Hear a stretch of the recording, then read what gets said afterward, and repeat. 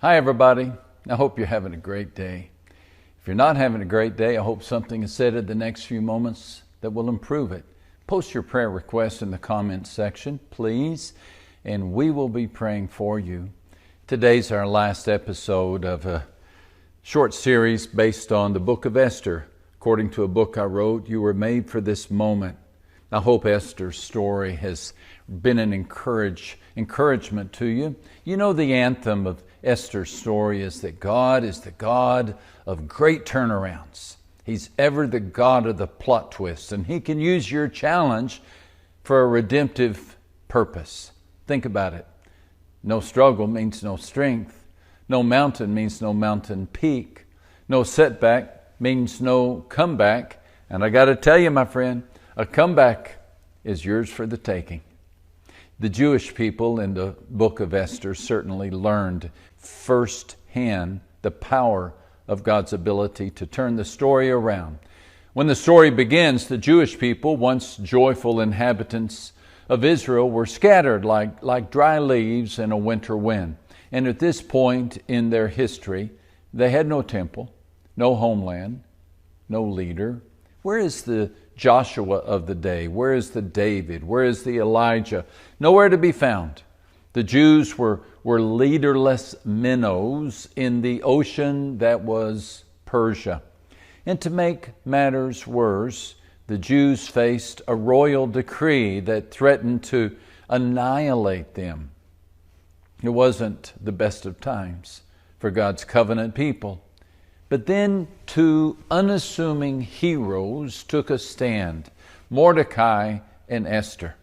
They reclaimed their Jewish identities, and with God's help, they changed the course of history. Now, they took a risk, and because they did, the Jews took up arms and defeated the Persians who were going to destroy them. And the day of the Jews' scheduled defeat became the day of certain deliverance. V-Day celebrations erupted in all corners of the Persian Empire.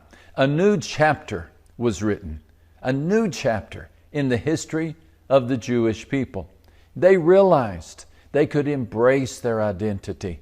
Even in exile, they realized that they could trust the hidden hand of God. There was no need to hide their nationality. A person of faith could be a person of influence. Mordecai, the man at the gate, became Mordecai, the Jew in the court. And Esther, early in the book, the quiet queen, became Esther. Later in the book, the Jewish heroine. The entire nation experienced a refounding of the Jewish people on an entirely different basis. It was a revival of sorts, a renewal. Now, to ensure that the Jews would remember this moment, Mordecai and Esther commissioned an annual celebration, a commemoration. Mordecai recorded these events, and he sent letters to all the Jews throughout the vast Persian Empire, to all the provinces of King Xerxes, near and far, and told them to celebrate annually the 14th and 15th days of the month of Adar as the time when the Jews got relief from their enemies, and as the month when their sorrow was turned into joy and their mourning into a day of celebration.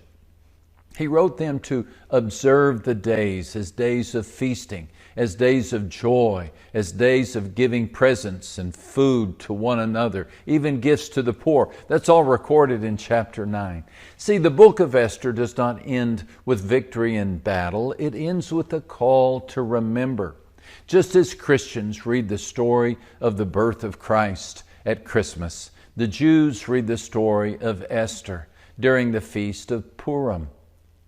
The holiday is to be commemorated after the scheduled day of execution. A reminder that the day has come and gone and the Jews are still standing.